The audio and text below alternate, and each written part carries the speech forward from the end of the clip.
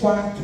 Então eu vou trazer essas quatro que nós trouxemos para abrir, para aquecer os trabalhos aqui desse nosso momento, tá? Então nós revisamos as estratégias para a garantia de direitos culturais da população negra. Nós fizemos novos subeixos da estratégia que possa oportunizar trabalho digno, renda justa e igualitária para a população negra, qualificação de assistência social para atendimento da população negra, quilombola, indígena, cigana e de povos e comunidades tradicionais de matriz africana e terreiros. Fizemos segurança pública, sistema de justiça e sistema carcerário, desafios no enfrentamento às violências, e dois novos subeixos: estratégica de comunicação antirracista e enfrentamento às violências, com ênfase nas mulheres negras. E nesse com ênfase negras, eu faço aqui a Rosa Negra, que fez comigo essa sugestão, e a isso. Então, assim, ontem nos reunimos para fortalecer mais, que é o eixo que nós vamos abrir agora, de justiça racial. Então, só para contextualizar o lugar que nós estamos e começar a abrir, então, as nossas falas. Já que juntou a mesa, me desorganizou um pouco, com nada mais, nada menos que a fala de João, por favor. Fique à vontade. Boa tarde a todos e a todas. Meu nome é Beatriz, eu estou aqui hoje representando o Quilombo PCD. O Quilombo PCD é formado por pessoas pretas com deficiência. Eu também sou conselheira em Londrina, da promoção da igualdade racial. E acredito que a gente precisa pensar numa forma de tirar as pessoas com deficiência do lugar de segregação. No mesmo lugar que por muitos anos se persiste essa segregação para as pessoas negras em si, as pessoas com deficiência também encontram nesse lugar de segregação. E essa segregação ela é estabelecida e estruturada através da falta de acesso. E essa falta de acesso, ela é estruturada, ela é pensada e construída a partir dessa lógica eugenista que se constrói o racismo também. Então, o capacitismo e o racismo vêm da mesma origem, que é a colonialidade, que é a eugenia e esse projeto mesmo de melhorar o ser humano, de pensar um ser humano ideal, que não é um ser humano negro, não é o ser humano com deficiência. Então, de fato, o movimento ANSI é preciso pensar nesse lugar que as pessoas com deficiência ainda estão. Hoje a gente pode dizer que a população negra bate no peito e diz que tem orgulho de ser pessoa negra, né? Tem orgulho dos traços, tem orgulho do cabelo, da cor da pele. Mas, infelizmente, nós, pessoas com deficiência, ainda estamos no lugar da vergonha, no lugar da inferioridade humana. Tanto que o ano passado foi a primeira vez que aconteceu uma parada do orgulho da pessoa com deficiência, que foi idealizado também pelo Quilombo PCD e na figura do Marcelo Zig, que é um militante cadeirante com deficiência, né, cadeirante, que me indicou para estar aqui hoje representando ele também. Então, eu estou aqui hoje para trazer essa visibilidade, para tirar essa vergonha de ser pessoa com deficiência. Não há vergonha em ser pessoa.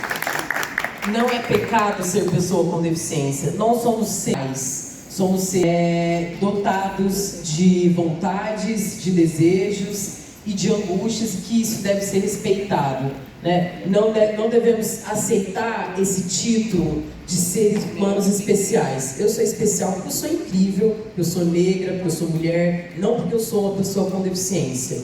Então, fica aqui a reflexão para que a gente pensa como que as políticas de igualdade racial incluem as pessoas negras com deficiência. Em que lugar as pessoas negras com deficiência estão nessa política de promoção da igualdade racial? É isso. Obrigada.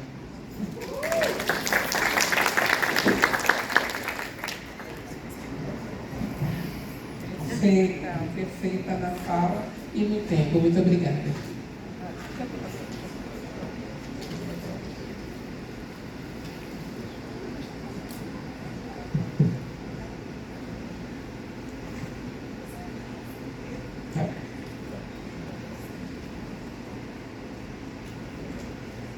Oi, pessoal.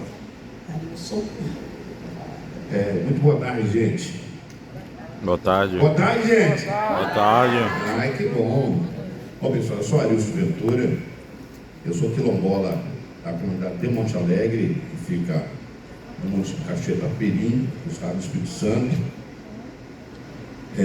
Por acaso estou hoje presidente da associação da minha comunidade, como também a coordenação estadual dos comunidades quilombolas do Espírito Santo, coordenador nacional da CONAC, e também conselheiro de igualdade racial do Espírito Santo. E para nós, como ex-conselheiro de igualdade racial aqui do CONAPI, para mim é uma satisfação muito grande ter recebido o convite para estar presente aqui. E assim cumprimentar a mesa aqui na pessoa de Eloy, e da minha companheira aqui do Quilombo PCD, cumprimentar toda a mesa, e também em nome de Roberto Potássio, meu amigo lá do Rio Grande do Sul, e de Edneia Oliveira do Espírito Santo, cumprimentar toda a plenária presente aqui nessa tarde. Queria trazer para vocês aqui algo que certamente vocês já conhecem, mas fazer a leitura de um poema, se me permitir, para contar o tempo, inclusive depois, se for possível.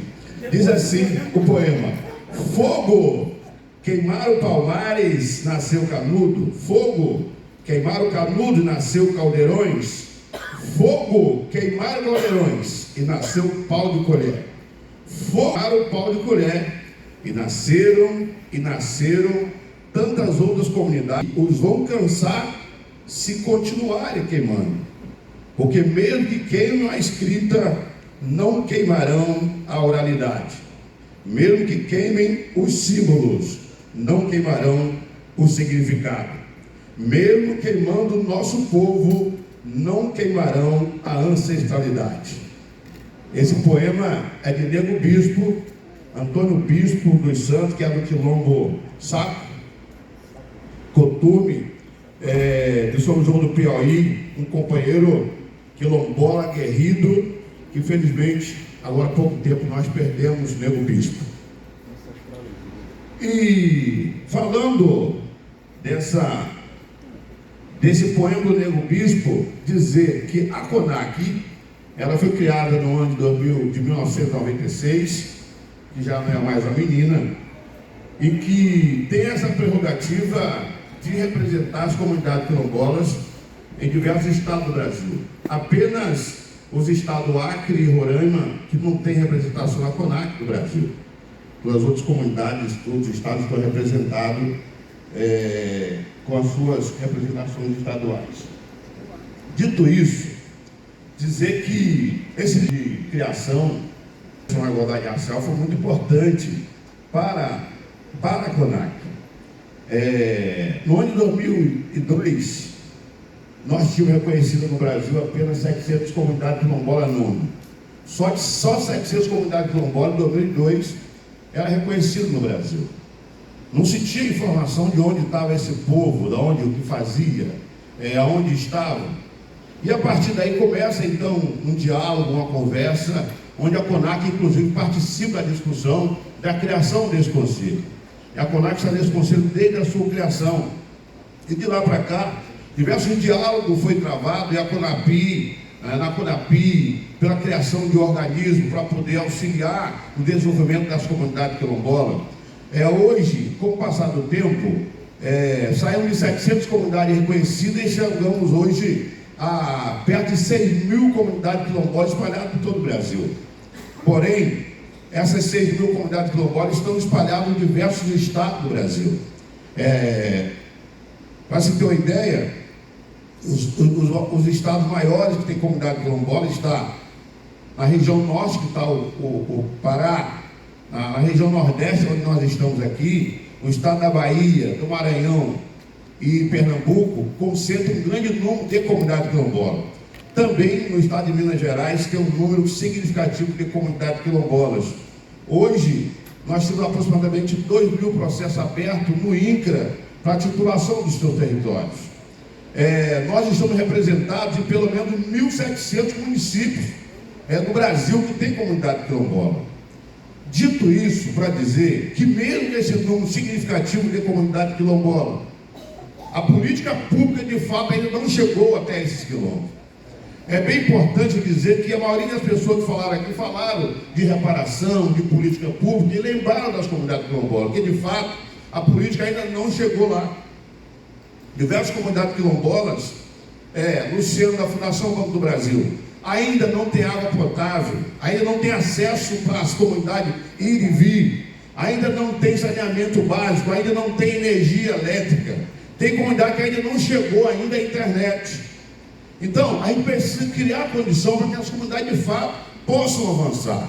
Eu sempre digo que morar no quilombo, a gente precisa continuar lá, a gente quer que as comunidades continuem lá, e nós precisamos resistir para continuar existindo. A política precisa chegar lá. Eu sempre digo e chamo a atenção dos conselheiros, parceiros e amigos de diversos lugares do Brasil, que junte-se às comunidades quilombolas, junte-se à CONAC, para a gente poder fazer um grande processo de desenvolvimento para as nossas comunidades quilombolas. A gente precisa viver no quilombo, mas viver com dignidade. Viver no quilombo com dignidade. Quando ela fala que está faltando 3 minutos, 2 minutos ainda. Mas enfim, o fato é que o desenvolvimento precisa chegar até as nossas comunidades quilombolas. E estar aqui e compartilhar, apesar do avanço que nós tivemos, sobretudo, quando a gente, junto com a CONAPI, junto com o CNP, nós conseguimos defender o decreto 4887, que ficou sob os júdices do Supremo Tribunal Federal há aproximadamente 15 anos. Nós conseguimos vencer esse obstáculo. Está garantido a constitucionalidade do decreto, mas mesmo assim, a política precisa avançar. Os territórios precisam ser titulados. E a titulação ainda não aconteceu de fato no Brasil. Eu disse que no INCRA tem 2.000 processos abertos para titulação. Mas, porém, nós temos aproximadamente 300 títulos definitivos da terra apenas no Brasil. A política precisa avançar, as nossas comunidades, e a nossa percepção é de que o CNP, ele é importante no processo do desenvolvimento das nossas comunidades. Por isso, me coloco à disposição aqui dos nossos parceiros e contando sempre com a parceria de todos vocês. Muito obrigado. Obrigada, Lígia. Próxima participação, Pedro Gomes. Tem o microfone. Pega esse aqui, por garantia.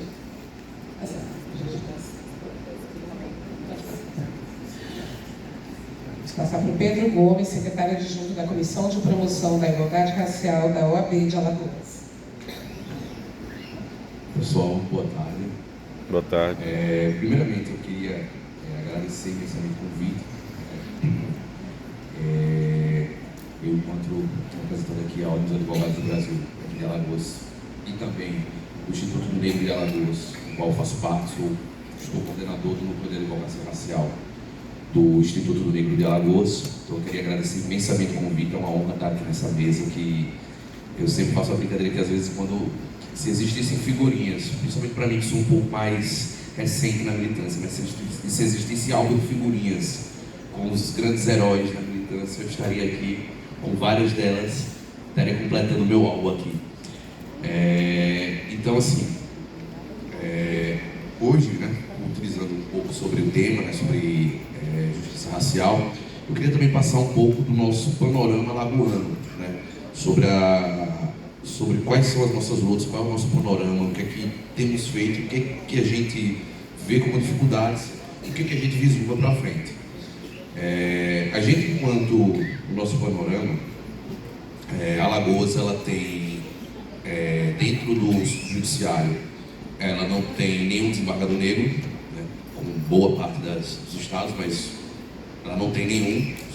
Desconheço se um dia ela já houve algum desembargador negro. Ela não tem, dentro dos juízes, por exemplo, da capital, hoje nós não temos nenhum juiz titular negro na capital. Nós não temos nenhum promotor de justiça negro na capital, nem no MPF, nem no Ministério Público de Alagoas. Então nós temos uma falta ainda, uma escassez de representatividade gigante aqui dentro do nosso Poder Judiciário e também dentro da política. Hoje nós temos dentro da Câmara Municipal de Vereadores, temos um ou outro, acho que salvo engano são 2 parlamentares que são negros, mas que nunca se importaram com a temática e nunca não tem qualquer relação. Um deles, ambos inclusive são bolsonaristas, então assim, não tem qualquer relação com isso, né? A gente não tem, nem nunca teve, infelizmente, até hoje, um parlamentar ou uma parlamentar negro que fosse da militância, saísse da militância e que levantasse a bandeira. A gente ainda tem uma ausência gigantesca dessa representatividade dentro do nosso Estado. E isso, ela reflete, né? A gente tem, por exemplo, a lei de cotas que no Serviço Público Federal foi aprovada em 2014, né? E a lei municipal em Maceió e a lei estadual de cotas só foi aprovada em 2022 aqui, né? E isso com muita luta do movimento negro alagoano. Nós do INEG fizemos elaboramos a lei, pegamos várias leis que a gente pegamos como exemplo várias leis de vários estados diferentes, pegamos cada vez o melhor de cada uma delas, fizemos uma minuta, entregamos para o Poder Executivo daqui, dentro de uma negociação que o CONEPIC, por exemplo, aqui de Alagoas tem um papel extremamente importante, e na municipal entregamos também para uma parlamentar, e fizemos todo o trabalho de advocacy, de conversar com parlamentares, o Poder Executivo, o Poder tanto municipal, tanto estadual quanto municipal, para poder concluir essa lei de cotas de 2022. Nós tivemos, isso reflete no quê?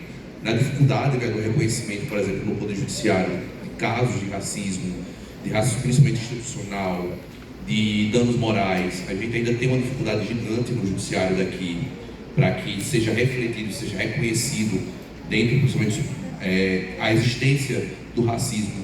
Eu tenho uma anedota que um dia um desembargador chegou para mim, eu falando sobre um caso, inclusive um caso que foi bem famoso, que é o caso que eu estava no STJ, o caso de racismo reverso, que aconteceu aqui, que o Ministério Público de Alagoas denunciou um homem negro por racismo reverso contra um europeu branco, em função dele ser branco, e denunciou com base na lei de injúria racial nova.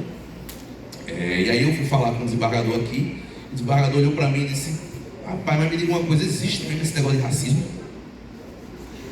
Isso é a média que a gente tem aqui. Então, isso faz com que a gente tenha uma dificuldade gigante ainda no reconhecimento. Pouco a pouco estamos tendo vitórias recentes. Por exemplo, mudaram o nome da Praça Dandara dos Palmares aqui, mudaram para a Praça Rosa Mística, aqui em Maceió, fizeram um projeto de lei, mudaram o nome da praça. A gente do INEG, juntamente com o Ministério Público, com a Defensoria Pública, entramos com a Ação Civil Pública e perdemos no primeiro grau, no segundo grau a gente venceu para voltar o processo novamente, para poder voltar a ser Praça Dandara. Estamos ainda nessa luta. E assim, os pedidos administrativos, quando se fala, por exemplo, de algumas outras situações, a gente tem tido um trabalho de acolhimento, né? A gente conseguiu, por exemplo, as pessoas que tinham prisão domiciliar com tornozeleira eletrônica, elas são liberadas para poder ir para os cultos, né, para cultos católicos, evangélicos, que tem tornozeleira eletrônica no grau 0, mas não era para os cultos de religião de matriz africana. Existia uma diversa dificuldade para que as pessoas que fossem de religião, estivessem em prisão domiciliar, pudessem ir, porque isso é um direito. E a gente trabalhou junto ao tribunal para poder existir uma recomendação que também fosse liberada de forma mais fácil, porque eles pediam diversas situações, hora de culto, CNPJ, várias situações que eles pediam, e a gente conseguiu reverter, né, essas situações. E com base nessa dificuldade, a gente tem dados aqui, por exemplo, no quais 98% das mortes, das mortes violentas aqui são de pessoas negras, aqui em Alagoas, né? E isso reflete, como eu ia falando. A gente teve agora em 2022 a primeira delegacia de crimes contra vulneráveis especializada na investigação, só saiu aqui em Alagoas em 2022, né? E hoje ela tem a área dela é só Maceió, Estamos lutando para que haja outras delegacias especializadas também no interior. E tivemos outras vitórias também sobre, por exemplo, dentro do INEG, com a mudança na forma de verificar as cotas raciais dentro da Universidade Federal de Alagoas. A gente verificou que era feito de uma maneira na qual excluía as cotas. Hoje temos uma discussão junto à Universidade Federal de 80 vagas de professores negros que foram, digamos assim, roubadas de nós. E nós fizemos um diálogo com o Ministério Público Federal. Há uma ação civil pública em curso sobre isso. E temos também um diálogo constante. Fizemos um diálogo agora também com o governo de Alagoas para poder fazer um pagamento. Já existe um valor que os estudantes eles recebem, né, para poder permanecer nas escolas, mas queremos que os estudantes negros eles recebam um pouco a mais, porque sabemos da dificuldade que é um estudante negro permanecer nas escolas. Então a gente precisa disso, precisa que haja esse trabalho que a gente está fazendo. E como perspectiva, só para encerrar, a gente tem algumas lutas para frente, lutas de reparação. Estamos planejando fazer estudos sobre as famílias escravizadoras aqui no estado, principalmente aquelas que escravizaram de 1831 para frente, que fizeram tráfico, que já é ilegal, né, no país. A gente tem a coleção Perseverança, que acabou de ser tombada aqui em Alagoas, que é uma coleção decorrente do Quebra do Xangô, um episódio trágico aqui de 1912, que estava de posse do governo do estado, e queremos que ela vá para um museu, que seja construído um museu, ou que vá para uma casa de religião de matriz africana. E temos, né, como último caso, para finalizar, a gente tem agora, né, o nosso próximo luta aqui dentro do INEG é o julgamento desse bendito caso do racismo reverso dentro do STJ. Hoje temos um habeas corpus lá no STJ tramitando, está pronto para ser julgado, no qual a tese será se o Estado brasileiro ele admite ou não admite casos, né, de, entre aspas, que pessoas brancas sejam vítimas de injúria racial com base na lei de injúria. A gente promove para trancar essa ação. Hoje temos o apoio do próprio governo, do próprio Ministério da Igualdade Racial, temos o apoio do IBCCRIM, temos o apoio da Defensoria Pública da União na parte da igualdade racial. E é isso, né? Para encerrar, a gente está nessas lutas, temos muitas lutas pela frente, né? O Estado de Alagoas está caminhando ainda sobre isso, muita coisa a gente quer aprender com vocês, mas que a gente vai seguir firmes, estamos com uma gama de nova geração assim, de advogados negros numerosa e muito atuantes aqui no Estado, e permaneceremos assim. Então, muito obrigado pela oportunidade. Parabéns pelas importantes que esses jovens e as jovens advogadas e advogados negros estão fazendo num estado que para a gente é tão estratégico do ponto de vista das lutas. Não tem lugar que o Nordeste, que é aqui, né, em Alagoas e Bahia, esses lugares onde a gente sabe que as lutas são ferrenhas, né? Meus parabéns. Vamos seguir com a próxima fala agora para o nosso companheiro Gilberto Leal.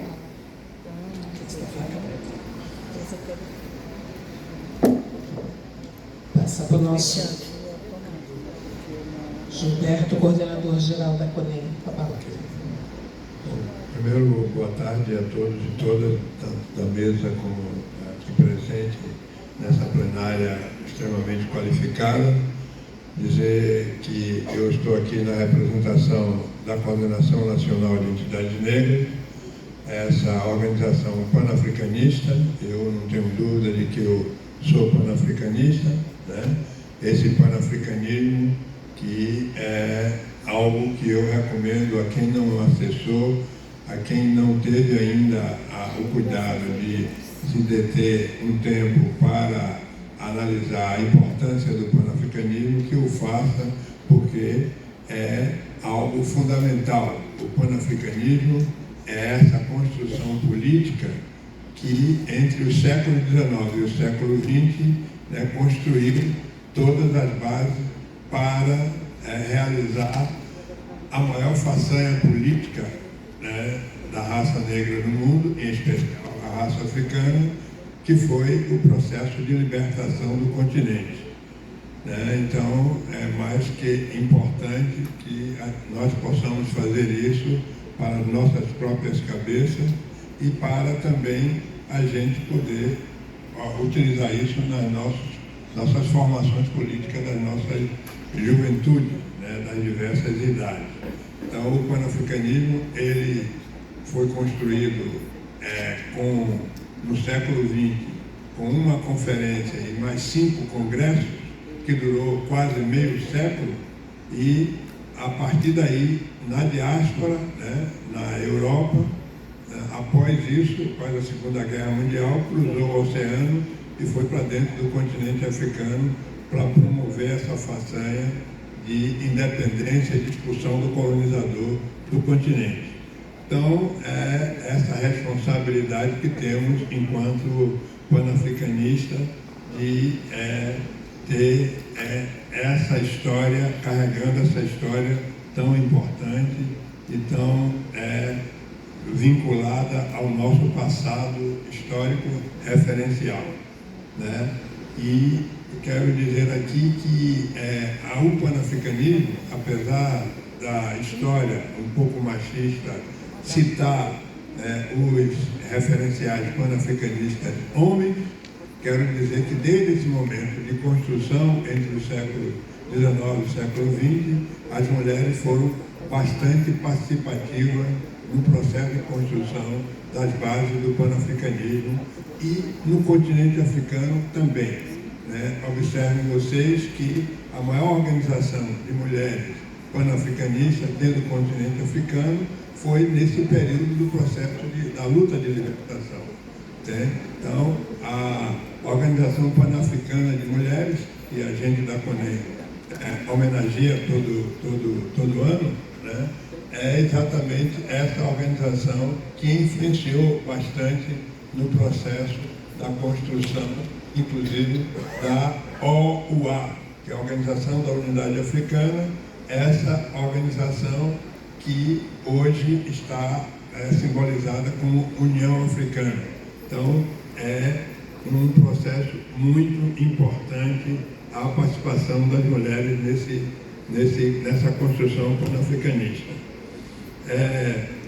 Esse seminário, né, é um seminário que está na trajetória de construção dessa quinta CONAPI, né, 22 anos de política, né, de promoção da igualdade racial, e essa CONAPI está dentro do tema que aqui essa mesa está grifando, que é exatamente a questão da justiça racial. Então, o tema dessa quinta CONAPI, e espero que aconteça realmente no próximo ano, é igualdade, democracia, reparação e justiça racial. Então, essa CONAPI tem aí já no seu título o tema. E o seu segundo eixo é exatamente justiça racial, esse tema tão importante que a gente estaria discutindo aqui hoje, né? Espero que a gente possa, pelo menos, pontuar essa questão da justiça racial, porque esse tema é um tema que vai nos acompanhar até o processo da instalação dessa quinta CONAPI. Dizer também que quem puder, e a gente já fez muito isso nas conferências passadas, eu estive desde a primeira conferência em maio de 2005, essa conferência de maio de 2005 foi a primeira conferência dentro do primeiro governo de Lula e que teve um tema muito importantíssimo, né, que dizia Estado e sociedade construindo a igualdade racial. Então, essa conferência foi uma conferência importante. Claro que depois vieram as demais conferências, essa primeira em 2005, depois em 2009 a segunda, em 2013 a terceira, em 2018 a quarta. Então estamos aí há 6 anos e em 2025 vamos estar há 7 anos sem essa conferência, né? Essa questão dos 22 anos, né, de promoção de política da igualdade racial é algo que vai acontecer em 2025. 2025 realmente completam 22 anos. Né? porque a política de promoção da igualdade racial ela teve um primeiro impacto ainda no governo de FHC, né, em 2002, né, quando o FHC lançou o decreto sobre ações afirmativas, e eu tive nesse debate também, né. Então, é importante a gente saber de que temos aí esse processo. E ainda falando desse período, que a gente considera completando 22 anos em 2025, não vamos esquecer que nesse período tivemos 2 governos nefastos, Michel Temer e Bolsonaro. Então, eu não considero que a gente acumulou qualquer coisa em termos de ações afirmativas ou política de promoção da igualdade com essas 2 figuras. Um, 2 anos e 8 meses e o outro 4 anos. Então, foi um tempo muito. E o Bolsonaro dizia que questão de protesto racial era mimimi, né? Então, não podemos esquecer esse processo de que a gente teve nesse período